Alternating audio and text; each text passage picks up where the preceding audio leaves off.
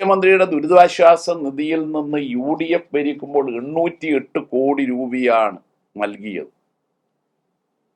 എന്നാൽ ഇക്കഴിഞ്ഞ 10 വർഷത്തിനിടയിൽ ഇടതുപക്ഷം 8000 കോടി രൂപയിലധികമാണ് നൽകിയത്.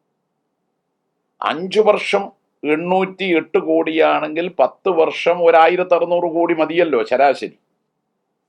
പക്ഷേ 5 വർഷം അവർ നൽകിയതിൻ്റെ 10 ഇരട്ടി 10 വർഷം കൊണ്ട് നമ്മൾ കൊടുത്തു. UDFിന്റെ കാലത്ത് മുഖ്യമന്ത്രിയുടെ ദുരിതാശ്വാസ നിധിയിൽ നിന്ന് ചികിത്സാ ധനസഹായം കിട്ടണമെങ്കിൽ മുഖ്യമന്ത്രിയുടെ മുമ്പാകെ ആംബുലൻസ് വാനിൽ സ്ട്രക്ചറിൽ രോഗി എത്തണം. എന്നാൽ ഇപ്പോഴോ അക്ഷയ വഴി അപേക്ഷിക്കുക, അപേക്ഷയിൽ അക്കൗണ്ട് നമ്പർ കൊടുക്കണം, അക്കൗണ്ടിൽ കൃത്യമായി പണം എത്തും.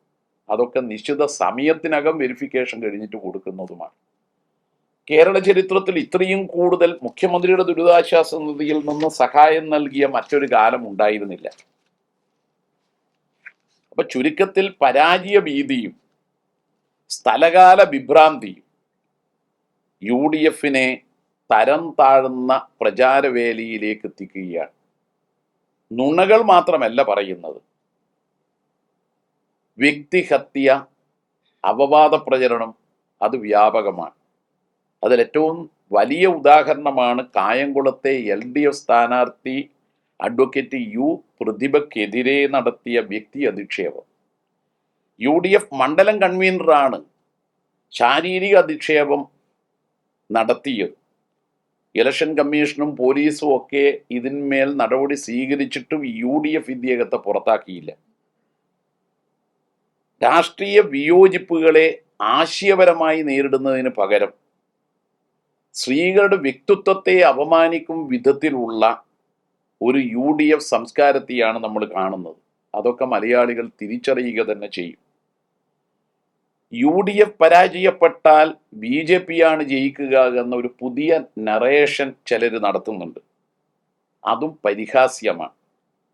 10 കോൺഗ്രസ് മുഖ്യമന്ത്രിമാരാണ് രാജിവെച്ച് BJPയിൽ പോയി BJPയുടെ മുഖ്യമന്ത്രിയും നേതാക്കളുമായി മാറിയത്. 100 കണക്കിന് MLAമാരും MP മാരും മുൻ MP മാരും മുൻ MLAമാരും മുൻ മന്ത്രിമാരുമാണ് രാജിവെച്ച് BJPയിൽ പോയത്. കോൺഗ്രസ് ജയിച്ചാൽ BJP ഭരിക്കും എന്നതാണ് സത്യം. അതിൻ്റെ ഉദാഹരണമാണ് അരുണാചൽ പ്രദേശ്, ഗോവ. അവിടെ യഥാർത്ഥത്തിൽ നിയമസഭാ തെരഞ്ഞെടുപ്പിന് ശേഷം കോൺഗ്രസിന് ഭരിക്കാനുള്ള ഭൂരിപക്ഷം ഉണ്ടായിരുന്നു. പക്ഷെ ഭരണത്തിൽ എത്തിയത് BJPയാണ്. ഇവിടെ നിങ്ങൾ നോക്കൂ, ഇപ്പോൾ BJPയുടെ സ്ഥാനാർത്ഥികളായി ഈ നിയമസഭാ തെരഞ്ഞെടുപ്പിൽ മത്സരിക്കുന്ന 14 പേരും കോൺഗ്രസ് നേതാക്കളായിരുന്നു. അപ്പോൾ BJPയുമായുള്ള ഡീൽ എന്ന് പറയുന്നത് ഇതൊക്കെയാണ്. കോൺഗ്രസ് തന്നെ ഇത്തരത്തിലുള്ള ഡീലുകൾ നടത്തിക്കൊണ്ട് മുന്നോട്ട് പോവുകയാണ്. ഇപ്പോൾ ഏറ്റവും ഒടുവിൽ ഗുരുവായൂരിൽ നിന്ന് കോൺഗ്രസിന്റെ നേതാവ് പരസ്യമായി പറഞ്ഞത് 2021 ഡീലിനെ കുറിച്ചാണ്. അദ്ദേഹമായിരുന്നു അന്ന് തെരഞ്ഞെടുപ്പ് പ്രവർത്തനങ്ങൾക്ക് നേതൃത്വം കൊടുത്ത UDFിന്റെ നേതാവ്.